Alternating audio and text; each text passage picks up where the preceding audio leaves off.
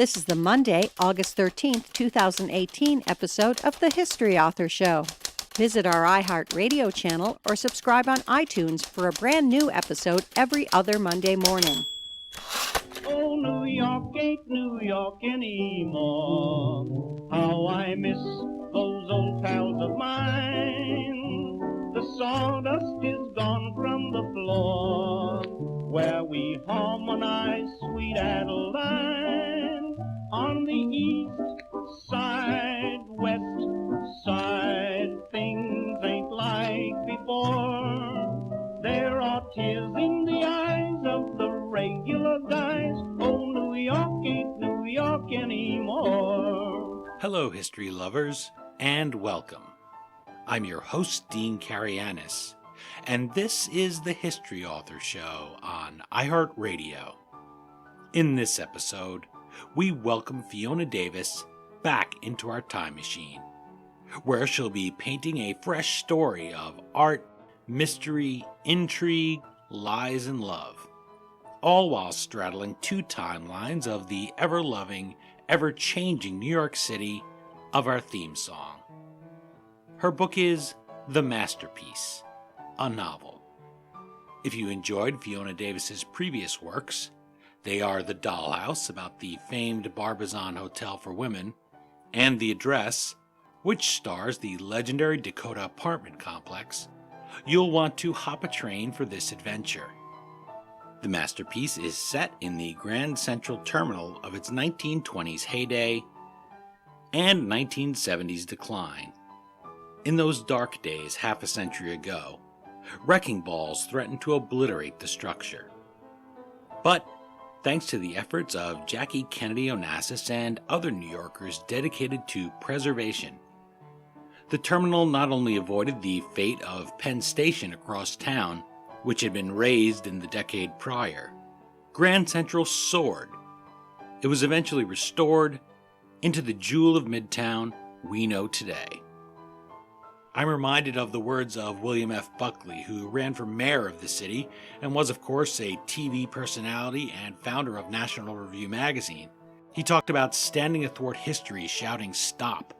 And that's what I picture these people doing, metaphorically standing there on the tracks, waving their arms, telling people that we couldn't let this amazing, unique piece of our history be lost. So if you live in the Big Apple or you're planning to come visit, The Masterpiece is really the perfect book to read first. It'll either reacquaint you with a building you thought you knew, or introduce it to you so that when you walk onto that concourse with everyone swirling around you, you'll be able to see it in a new light. And remember, you can enjoy my chat with Fiona Davis about her sophomore novel, The Address, in our archives at historyauthor.com or wherever you're listening. And that'll help you get to know the Dakota, too. In her novels, Fiona Davis breathes new life into these landmarks. And like the stories she weaves, her own life is one of broad experience, with twists and turns along the way.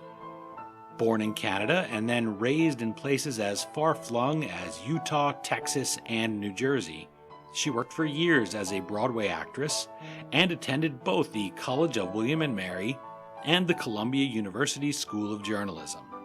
And if you want to learn more about her and her novels, you don't even have to buy a train ticket. Visit her at fionadavis.net or find her at Fiona J. Davis on Twitter. Okay, now that we've walked down that red carpet to the 20th Century Limited, let's join Fiona Davis at Grand Central and visit The Masterpiece.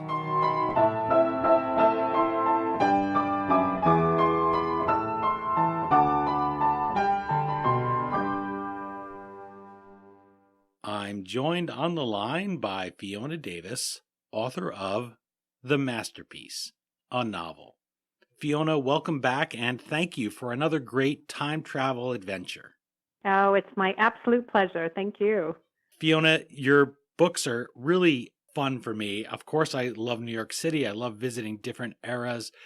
But The Masterpiece not only swept me away as a story, but I was pleased to find no drop-off in quality. I didn't feel like I was reading it and you were taking any shortcuts along the way, that there were any two-dimensional placeholder characters, that you still put work into the secondary and third level characters.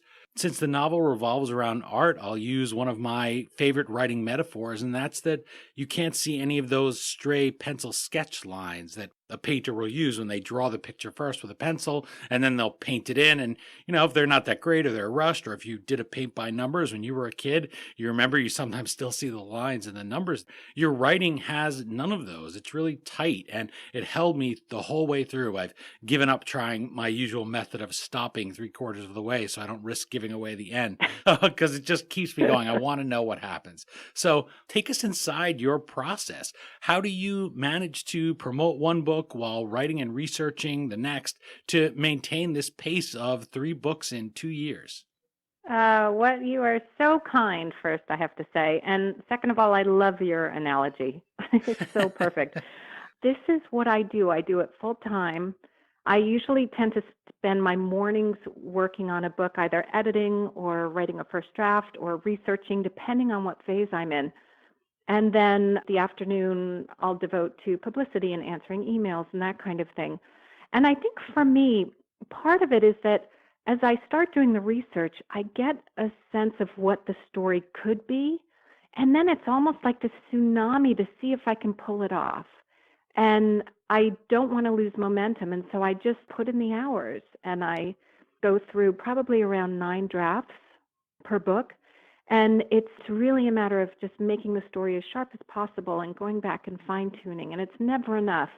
But, for me, it's just to see if I can pull it off. And I think that's what gets me down the road and gets me down the road fast.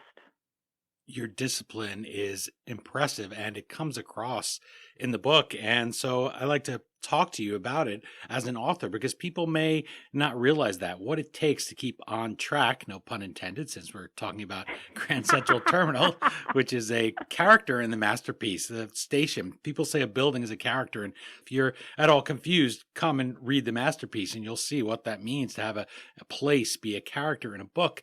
But it does require discipline to avoid getting sucked into endless months of research. And sometimes an author will go years, and they'll be traveling there over and over, and they'll wait for that inspiration that you called that tsunami to strike them. So how did you go about tackling not only the golden youth of Grand Central Terminal, but you also have to dig into that historic preservation effort of the Jackie Kennedy Onassis years without going into that loop, going to the New York Times time machine and just reading over and over the archive articles? You could have spent 2 years in this and it would have been time well spent. You would have enjoyed it, but instead you have that discipline, which is that word again. How do you discipline yourself to keep to that schedule? I love the New York Times machine, by the way. Yes, I could spend hours there. For this book, I knew I wanted to do 2 timelines again. And I knew I didn't want to do a timeline that I'd done before in another book. And that helped because by focusing it on the 1920s and then 1970s, I had to narrow my focus. So there were so many good ideas about Grand Central. There was a radio program that was recorded there. There was a TV news studio there in the 60s. There were so many options. But because I had to narrow it down to a decade I hadn't worked on before, that made it easier. And so I had to kind of stop getting sucked down the rabbit hole of, what about, the TV studio? Maybe that would be a good setting. And really focus in on this art school that was there. And that helped. And, I think also there's this point I reach as I'm doing research where at first it's just sheer panic. Huh. And I can't imagine being able to fill my head with everything that I need to know to write a book. But then you just hit this point where the research kind of just gets embedded in my head and I start to feel, okay, I know this now. And once I feel that, it's okay for me to start outlining and figuring out who the characters are. And I just have to wait for that feeling to hit. And then I know it's time. And at that point, I'm ready. I'm ready to figure out who the characters are and what is the plot. I think a lot of the discipline helps that I studied piano as a kid and I practiced a half hour every day for, 8 or 9 years. And so you can see how far you can get with just with a little effort every day. And that's the way I think I approach it. It's the way most things are, I think, and you can see that in here. I can see the mark of the chisel in the marble of you doing it. You can see where everything you're, well, wait a minute. She spent a minute on this line. And most of us aren't. I'm sure some of them are just naturally your talent, but some of them you say, wow, she worked on that. It would have been so easy to take a shortcut. As I said, I don't read anything here where he feels like he just glossed over anything. And you also are knowledgeable on two eras. And as I was reading over my questions in preparation for our chat, which, yes, is in the afternoon, so you're keeping to your promotion schedule right there, I can testify to. But I realized I asked a lot about the 20s at first, and I said I didn't talk so much about the 70s. And I thought that's a great question to ask you. Do you find when you do these dual timelines, and as you mentioned, you try to go to ones you haven't touched upon before, do you have ones where you say, gosh, I really want to get back to the 20s, just as a reader, just as a researcher, you want to go back to that and look around, and maybe the 70s not so much, or vice versa? How do you manage to be a professional writer and not just a spectator when you're trying to decide how much you need of one or the other time period? The story tends to tell me how much I need. I think with the masterpiece, it's more in the 20s and a little less in the 70s. And the same with The Address, the book before that. I think there was more focus on a historical time period. For me, I think it's just a matter of seeing where the story goes and what character needs more of a voice at whatever particular time. I don't make any rules beforehand, but it just tends to work out that way that, I spend as much time as I really need to in each one.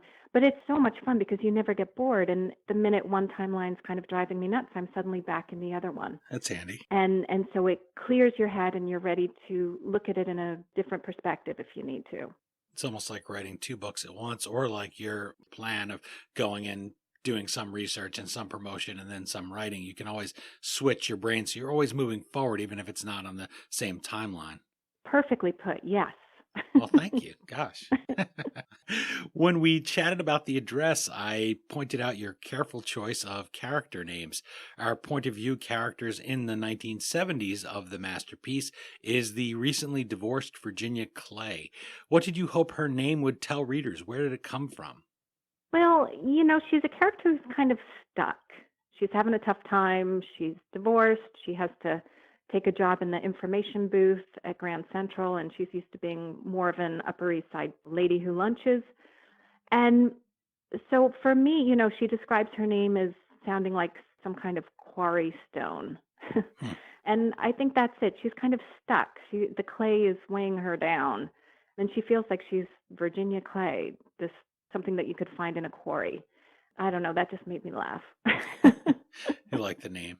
Just liked it. Yeah. And your character in the 20s is Clara Darden, and no quarry there. No, she's not somebody who you'd think of as being mushed around like clay either. She's a tough woman and illustrator. She's struggling in a male-dominated world, the world of art, but also against the dismissive attitude that I felt really as a reader I could relate to today, where people are casually dismissive of commercial advertisements, of somebody who does something like an ad or marketing, even though we really don't think about it and we all react to it. And when it's done well, we don't even know we're being persuaded in an ad, but they're an art form all their own. So what woman in the past, or what women in the past, inspired her character for you? Yeah, as I was doing my research, I interviewed a wonderful architectural historian, and he pointed me in the direction of a former faculty member of the Grand Central School of Art who actually existed, named Helen Dryden. And I researched her and just was drawn in. She was a fabulous illustrator. She did a lot of Vogue covers. She ended up doing industrial design. She did Broadway costumes. And she was named in the 1930s the highest paid female artist in America. And then she disappears. And her story is a very interesting one. And I took that as inspiration. It's inspired by her, but it doesn't stay exactly true to what happened to her. But, she was a woman who, when she was working, she would go out and explore, and she wasn't afraid, and she asked for what she wanted and demanded it. And I just thought that's who I want my character to be. She's something else too. You really want to follow her and find out what happens to her. And you're rooting for her because she's a sympathetic person, and she's a person yet who has flaws, who has weaknesses. I guess you'd say flaws, but I really mean just that she has a tough upbringing. She comes to New York. It's a story that's as old as the city, I guess. The first Dutch person who came off the boat there and, found the Lenape or found the Carnegie Indians and was saying, well, hey, wait a minute, I'm just going to crash on somebody's couch maybe for a while, and if I could find my way up. I mean, Broadway was there then. It wasn't paved, but it was a route for the Canarsie and other native tribes. So it seems like it's a very old story where people are just drawn to this one place on planet Earth. And that happens here in the masterpiece for Virginia Clay, where even though she's in the city, she's not of the city. She's certainly not on the ground level there at Grand Central Terminal. And then it also happens for Clara Darden, who comes all the way from the southwest of the United States to make her way there. And so you root for them on many different levels. You're interested in them on many different levels. And then you have your wonderful writing, your things that you bury in there for people who love history. And I noticed, for instance, as in the address where you debunked the myth that the Dakota is named that because it's so far north, which is not the case. It just was somebody's theme. They were going for a Western theme up there, which you can hear in our interview about the address, the full story.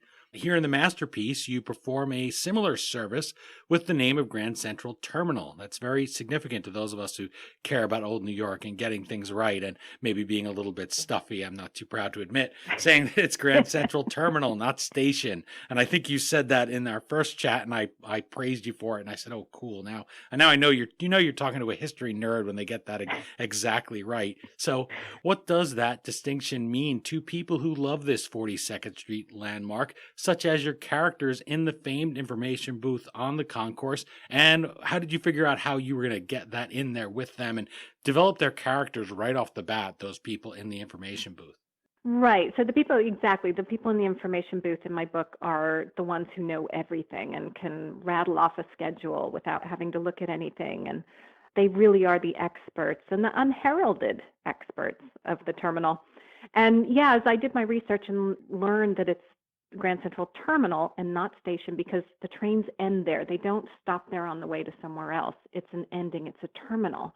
I just felt like I was in a private club of cool people who know, like you said, geeky things.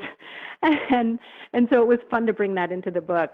And it's very hard not to correct people when they say it. I have to stop myself from doing it too much. I love those kind of secrets, and I love those kind of little tidbits that you don't know until you read it in a story. And because it's in a story where you care about the characters and you're watching things unfold, suddenly it becomes just as important to you as it does to the people who work at Grand Central. And it's just such a joy to bring those little nuggets out into life. And it reminds you when you're reading it that there are real people like these people in your book, like the characters that work in that information booth in the center of the concourse. We've all seen that clock. We've seen it in a million movies, even if not in person. And you think there are people all walking. And I saw recently a documentary on Grand Central Terminal, and they talked about how all of those people racing, and somebody came from another country. I think it was South Korea, and it was a mother and her daughter, and she said to her daughter, someday you're going to be one of these people. And they're all running through, and nobody's hitting each other, which is why you can have those great time-lapse video and people just going through like a big water rushing around them. And then in the middle, almost like an island that in your mind's eye is uninhabited because you're seeing humanity all around it, you forget that there are people in there. So what a great thing to do. What a great Easter egg to crack open for your readers here and show us what was going on inside there for all those years when we've just been rushing by reading our newspaper or nowadays on our phone or what have you.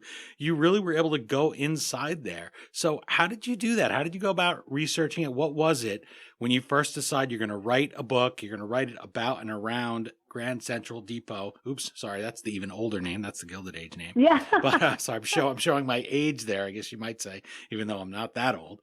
But when you're writing the masterpiece, how do you first say, I'm going to write about Grand Central Terminal? So now I'm going to go and maybe stand there like the character here on the cover of your book, standing up there above it and look at it now with your writer's eye, put on your writer's hat and go and decide where you're going to focus that everybody's missing that's hiding in plain sight. You know, I definitely go to the terminal and stand there and watch things happen. But I find a lot of information in old books. There's this wonderful book called Grand Central by David Marshall that, for example, had a whole chapter on the information booth and the people there. And it was written a long time ago, I think maybe the 50s or 60s. But it was just so full of all the numbers of how many questions they get a day and what their typical questions are and what are the more ridiculous ones, as well as really great background into all the little things that are in that terminal. So for me, it's really going to older references to see how people have viewed it over time and how it's changed over time. That's half the fun. I love that part of the process. And there was a Grand Central Depot before this Grand Central Terminal. I don't want to get any of my fellow train lovers and Grand Central lovers mad at me, but that was built by Vanderbilt, which is why the Vanderbilt is right there. You'll see the street name if you visit it. That opened in 1871, and then they slowly demolished it from 1903 to 1913. So I'm sure if we could go back 100 years, there would be people saying, I don't like this new terminal. The old one was better. And it was, in fact, a beautiful building. You could still find pictures of it on there with the big towers. They look like rooks of a castle almost. So even though we kept this one, I'm sure that had they succeeded in replacing it in the 70s, which is a subplot in the masterpiece, it would not have been any kind of improvement. It wouldn't have been able to stand on par what they wanted to do back then. They really wanted to just wreck it. They didn't want to have another beautiful building there. They really were going to tear it down. And it's fortunate. It's scary to me that we look back and say, gosh, we could have lost this gem forever. Yeah. And because we did lose Penn Station the decade earlier, I think people were more aware of, wait a minute, I think people regretted not fighting more to preserve Penn Station. And yeah, what they were going to do to Grand Central was to submerge it underground, just like they did with Penn Station now. So it would just be underneath a huge skyscraper, and all the grandeur would have been completely lost. And they wouldn't have even kept the facade, which is something they did to the Hearst building. They built that very glass diamonds. It goes through it on the corner of, I guess it's 57th and I want to say 8th. Is it 8th? Okay, 8th. So 57th and 8th. So they put that there and stuck it. So if you just shield your eyes and don't look up too high, you could see it right there. But it's at least they kept some of it. At least they tried. But in this case, it would have been total obliteration. And what a great thing to have running throughout the masterpiece, where even though we know it's preserved, it's a great thing to watch characters in the moment who don't know they're going to succeed fight for it. And people like this quirky characters in the information booth who it means so much to them, and they really have nowhere else to go if they're thrown out of there. It's a special place for them. Yes, absolutely. Absolutely. And one of the benefits of writing about these real places, these special places, the Barbizon Hotel in the Dollhouse and the Dakota in the Address, and now Grand Central in the Masterpiece, is your readers can visit all of these places. They have been preserved. One spot in the terminal that features prominently as a plot device is the Whispering Gallery in Grand Central Terminal. Was that a moment of excitement to realize you could use that to propel the story, or did you long have an idea of, wow, this would be a cool thing to use those unique acoustics to help you eavesdrop and help you drive your story forward? That's a great question. I hadn't considered it. I knew I would mention it in passing in the book, but I hadn't considered it as a really important scene in the book taking place there.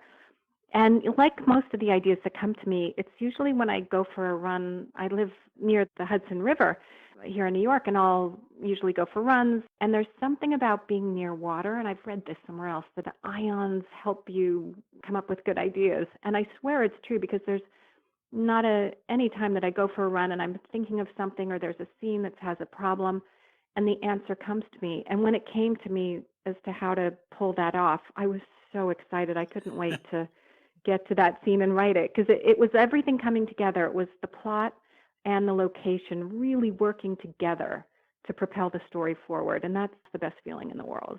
It's a gorgeous moment, and I don't want to tease people too much. No, It seems like no. I'm being a jerk, but yeah, you read the book, and it's just great that comes. And if you don't know it, it's a real spot you can go. You can also go to the old house building. There's a very similar spot there. John Quincy Adams, you can see where his desk was, and they were all able to hear somebody that was clear across the room. So you can imagine, if you're trying to keep a secret, right, that's a good place for John Quincy Adams to be able to hear what you were saying.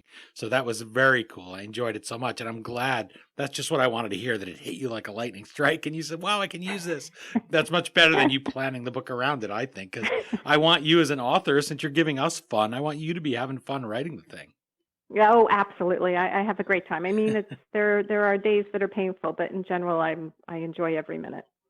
We're speaking with Fiona Davis, author of The Masterpiece, a novel. Visit her online at fionadavis.net or follow her at Fiona J. Davis on Twitter, where I can tell you she's active on there and we share a lot of great pictures of old New York and stories and promotions for the book back and forth. Pam Jenoff, New York Times best-selling author of The Orphan's Tale, writes of our guest, quote, with her two previous novels, The Address and The Dollhouse, Fiona Davis established herself as the master of plumbing the depths of New York's landmarks for the secrets that lie beneath.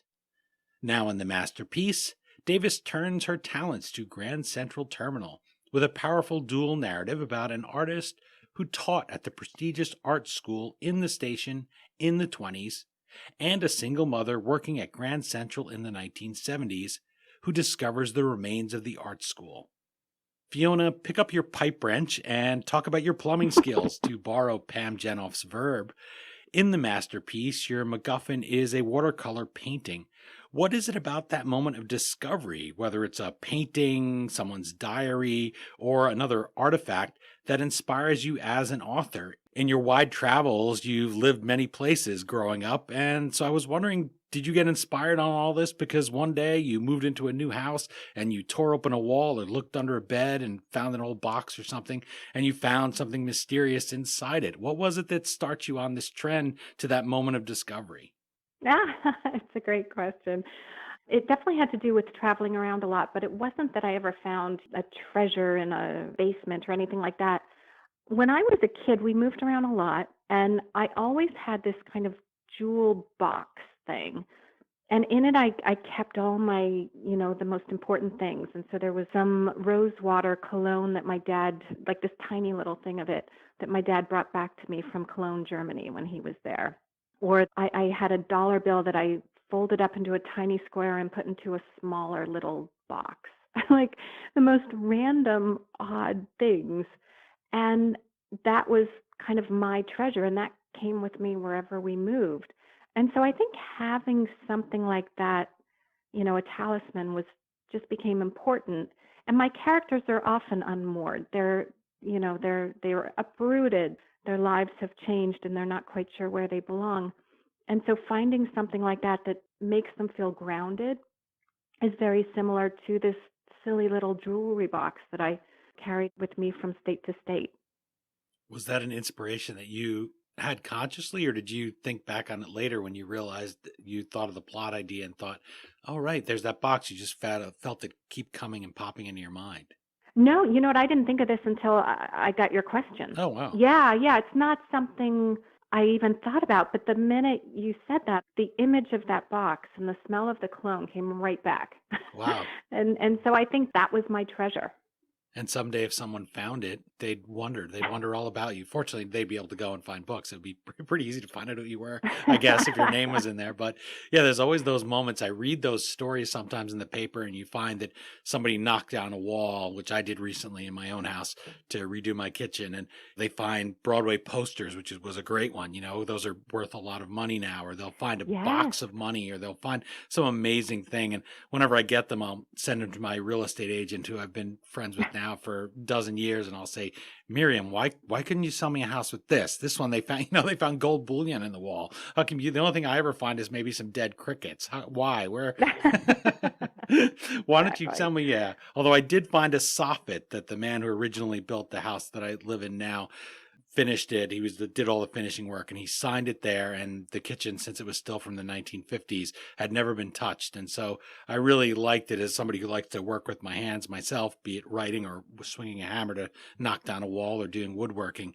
I appreciated that here's this message from 70 years ago that this guy took pride in his work enough that he signed the inside of the soffit. So those kinds of things are just great. And I think when you find something like that, what a human thing it is to just question it and to say, well, what happened? Who left this penny here that's inside this wall? Who dropped this carton of milk or whatever it happens to be that you find inside a wall? And it's so exciting to go on this ride in the masterpiece, because this woman is very low, Virginia Clay. She's feeling down. She has a great character detail that makes her even more sympathetic and flawed, and you root for her even more.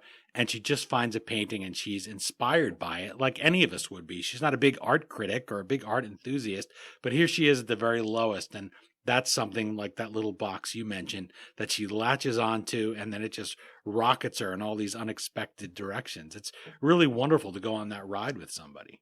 It is wonderful, and I'm insisting that you sign your soffit once you've done renovating your kitchen. Yeah, I'll slip it in there. And I suppose people, maybe if they Google, if we still have Google, and I don't know that it'll last another 70 years, my work, but that's a good idea. I'll do that. And let them know who I was, see if they can Google my name. Maybe I'll misspell my name on purpose, which everybody does all the time anyway. Might as well. Now, it's the part of the show where I like to ask the author of a novel to read a short passage they've selected. As with dialogue itself and those 100 ways you can walk in a room and greet the people there, it tells you something about the character. And in the same way, what the author chooses to read tells us something not just about the book, but also about the author themselves. So set this up for us and have at it. Sure. So this is in the 1920s section of the book. It's very early in the story. And Clara, who is a faculty member of the Grand Central School of Art, has just had a very difficult class that she's taught. And she's just heading down to grab a bite. Clara headed downstairs to the main concourse, where cocoa pink walls trimmed in Botticino marble soared into the air. Electrically lit stars and painted constellations twinkled along the turquoise vaulted ceiling, although the poor artist had inadvertently painted the sky backward, a mistake the art students loved to remark upon. The first time she'd entered the hallowed space, stepping off the train from Arizona last September, she'd stopped and stared, her mouth open, until a man brushed past her, swearing under his breath at her inertia. The vastness of the main concourse, where sunshine beamed through the giant windows and bronze chandeliers glowed, left her gobsmacked. With its exhilarating mix of light, air, and movement, the terminal was the perfect location for a school of art. Since then, she'd be sure to glance up quickly before joining in what seemed like an elaborate square dance of men and maids, of red-capped porters and well-dressed society ladies, all gliding by one another at various angles, yet never colliding. She liked best to lean over the banister on the west balcony and watch the patterns of people flowing around the circular information booth, which sat in the middle of the floor, its four-faced clock tipped with a gleaming gold acorn. And that's the moment that's on the cover of the book, with her standing there on that western balcony looking out at it. That's the first thing that I think, listening to you read it. And then I'm glancing over, because I always keep the book nearby if I can. So is that something you had input into the design of the book cover, or does Dutton, your publisher, do that for you? You know, I told them I imagined a woman in a blue dress in the terminal somehow, and they created this. I mean, I'm blown away. Christopher Lynn is the designer who did it, and he's just terrific. It's absolutely right and perfect, and they nailed it. The Dollhouse and the Address also have very striking covers, very unique, which is hard to do because I see a million books, so as you can imagine. So ones that jump out at me, ones that invite me into the story, that's an art in and of itself. And as I was mentioning before about your character, Clara Darden, it's easy just to dismiss book covers. They figure, well, people are just trying to capture your dime, and it's not really something that we put up on a wall and say, let's look at them. And you and I may, because we're of a writing mind. You see the paperback, for instance, of The Address comes out, and I wanted to see that because I wanted to see how it was different. Or you posted the covers in different countries a couple of times on your Facebook page, and that's exciting for us. But it really is a talent to capture it, because sometimes you do read a book and you say, this cover has nothing to do with it almost. You say, this doesn't tell me what it's about, but this does absolutely that. And I really enjoyed it. And that's great that that's the passage that you chose there, that people can see and get into the book just by looking there, by joining her, standing behind this woman who's on the balcony, looking out over Grand Central and looking at what we now know is that iconic information booth that we're going to learn about inside. Exactly. Yes, exactly. When working with dual timelines, you sometimes have to give the end of a chapter, but never the end of the story. For example, readers will know that the Great Depression is coming and that Clara Darden's cast of artists will be impacted somehow. Their lives are going to come to an end. This big party that is the Roaring Twenties, someone's going to flash on the lights and tell them that the bar's closed, right? You got to all go home, get out of here. So how do you decide the right touch of the brush on the canvas in those moments so readers stay invested and you never give away too much of the fate of the old timeline? It's tricky, and it really is about plotting and getting the plot right. And I do that before I start writing. And so I know where each story is going to go. And it's a matter of interweaving the scenes so that the reader's attention doesn't flag and that you're left at the end of each scene with a question that's unanswered and you want to know more. And it was tricky because there is a huge, when the Depression hits, they are affected, and there's a lot that goes on that feels like an ending. My hope is that just by the way I've placed those chapters within the 1970s chapters, the whole thing has momentum and keeps on moving forward, even if you feel like, okay, this is a big finish. The book's not done yet. There's more to come. And so hopefully readers, power through. And also I think because in the 1970s, you're wondering how they saved the terminal and how did that all work out, that keeps you moving forward as well until the two timelines braid together in a way. And I want to compliment you because you avoid the temptation to use all kinds of corny things like keep chugging along. And you just say momentum. You didn't mention anything about trains, but that's what I'm picturing on my end. Saying, the plot really just keeps chugging along, gets to that hill and you just pour on the coal and it just keeps going to get us to Chicago there in that 20th Century Limited. So I can be as corny as I want. I don't have to stop. I love it. And keep in mind, once I've done, 100 author talks on the subject, I may be just doing it like crazy. Yeah. Yeah, it's good. I like to get you early. So this way I'm not asking you the same questions you've been asked a million times, which is something I consciously try to avoid. I like to ask new and different questions for people. So that's the important thing, that you want to keep that momentum going. Just like with new questions, you want your readers to be asking new questions. You don't want them to say, okay, I obviously know what's going to happen next. If there's a love story, you don't want them to just assume they're going to get together, because there are books that you won't go back to, and you want to not know who she's going to be friends with as a character and who she's going to be enemies with, who's going to betray, who's going to be the good person to help her along the way. Those are always great things with the characters in your book. And there's one observation that Clara Darden makes that I wanted to ask you about. She observes of a fellow teacher at the art school a line that jumped out at me. I wrote it, and this was my first sitting with the book, and I made sure to make a note of it. She says, "This was no painting class. It was a cult."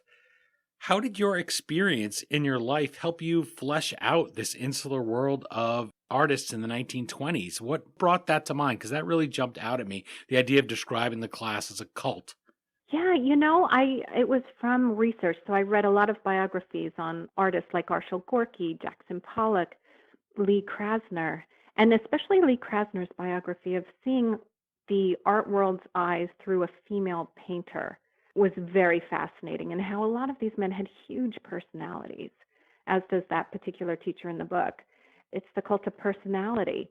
For me, that helped show Clara as an outsider, not only as a newcomer to New York, but as a female in the very male-dominated world of art. And it was fun to portray.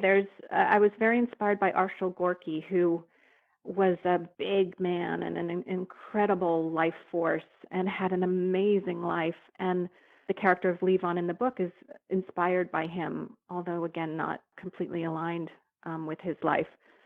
His life, if you wrote that in a book, you wouldn't believe it, because so many incredible things happened to him, both wonderful and tragic. And so, yeah, it was really fun. Another thing I did as I was working on the idea of the book was I took one of Helen Dryden, the actual illustrator, one of her Vogue covers, and tried to recreate it with watercolors the way she had.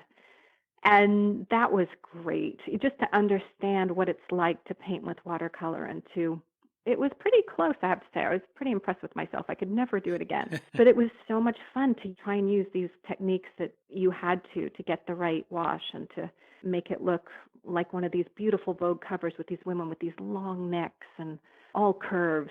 And so for me, that was a lot of fun to play around with, having come into it with not a whole lot of art education behind me. It was a real learning curve. And you have a moment in the book, a detail that I'm going to ask if came from your experience of struggling with the watercolors. You're talking about someone trying to replicate her work and trying to sit in on one of her classes who doubts her skills. And you talk about using the watercolors that if you don't wait for it to dry, if you're not patient, it'll just all blur and you'll get a big blob. And did that come from your actual experience? Come clean. Oh, yes, absolutely. Absolutely. And with watercolors, there's no going back. If, if you've made something, you can make something darker, but you can't make it lighter. And so, if you've made a mistake and used too much or too little, that's it. And yeah, if you put one color next to another before one color is already dried, it creates a cauliflower, they call it. And it does. It looks like this kind of funny blooming cauliflower. Right. So no 9 drafts of a watercolor. You either get it right the first time, like the Torah, yes. or you're done. You got to start all over. That's it. Exactly. You take us as readers on tours of many hidden and lost places in Grand Central. You do this throughout the masterpiece in a way that made me wonder how much, if any, of the off-limits terminal were you able to get access to? Do you go in there and say, hey, I'm writing a novel. Can I get in? Is there an official historian?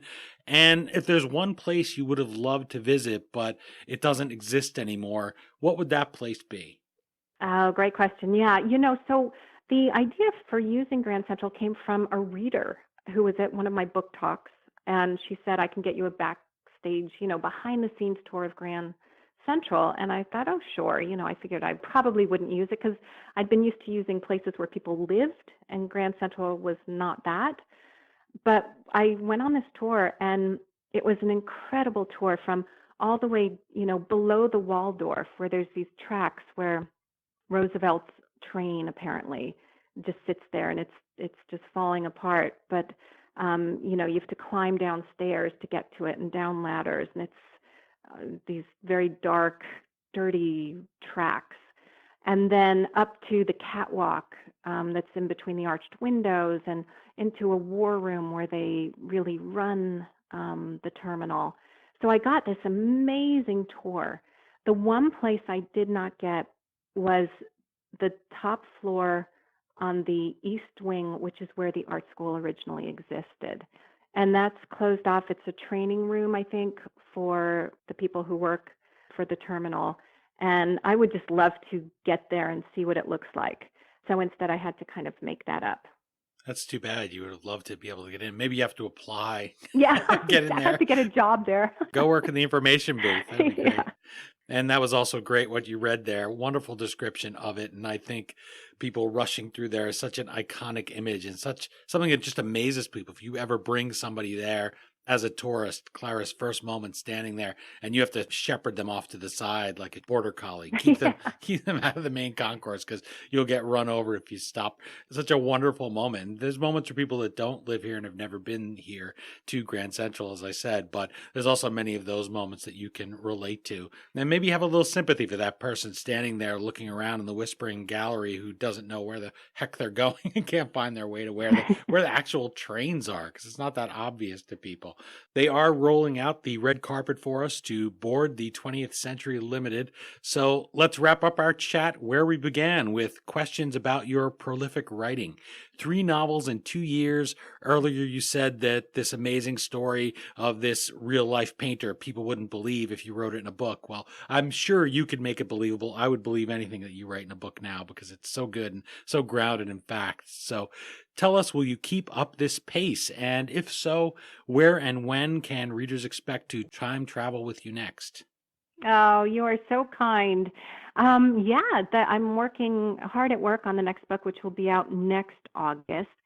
And it takes place at the Chelsea Hotel. Dun, da, da. Oh, wow. Which has, quite a history there. And, in each book, I seem to have tackled an art form. So for the first one, it was bebop jazz. The second one, it was architecture. Grand Central, it's fine art. And for this one, I'm going into a world I love, which is theater. So it's two actresses who meet on a USO tour in World War II, come back to New York, and have to deal with some interesting things going on, including the McCarthy era. It's very interesting to dive into, and I'm enjoying myself immensely. Well, Fiona Davis, thank you. Such an inside look I never could have hoped for, but I'm looking forward now to next year. And even though you do write the books fast, they never come fast enough for those of us who have become your admiring readers. The masterpiece was great. I envy everybody who's listening who hasn't had a chance to read it yet. One thing about getting an advanced copy is it always seems then to take longer to get the next one, although I know it's not the case. I know you'll send it to me as soon as you have it. I'm not going to get one of those early drafts, but it's worth waiting for the final one, and it's worth all of you picking up this book to read at the beach this summer. Thank you so much for taking us inside this remarkable train terminal in the heart of Manhattan. While reading it, it really was frightening to think that we might have lost this landmark in the name of progress. Best of luck with the book, and although you certainly deserve rest, I selfishly hope that you keep up your schedule of writing every day. Get back out there to the Hudson water, soak up those ions, walk along the riverbank, and keep cranking out wonderful stories of the city that never sleeps.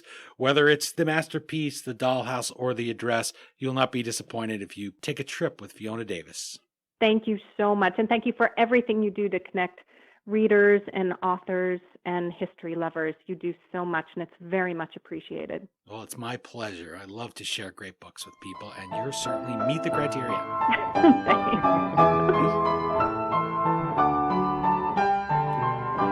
Again, the book is The Masterpiece, a novel. As always, you can find the Amazon link to purchase your copy at historyauthor.com. And we hope you will click through there, or even navigate using the Amazon banner on our homepage the next time you purchase anything from Amazon.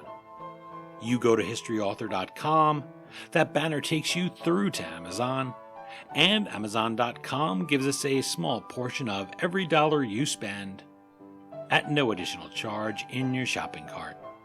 For just those few extra clicks, you can help us keep the flux capacitor on our time machine humming like the engine of the old 20th Century Limited.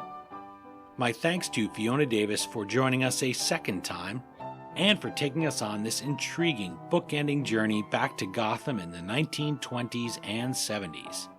You can enjoy our previous interview on her novel The Address in our archives at historyauthor.com or wherever you're listening now. Visit our guest at FionaDavis.net and follow her at Fiona J. Davis on Twitter. And while you're at it, let us know what you think of the book and the interview on Twitter at HistoryDean or Facebook.com/HistoryAuthor. And you can follow the show's page on Instagram, where I like to share my own images of New York's ghosts and books like today's novel, The Masterpiece.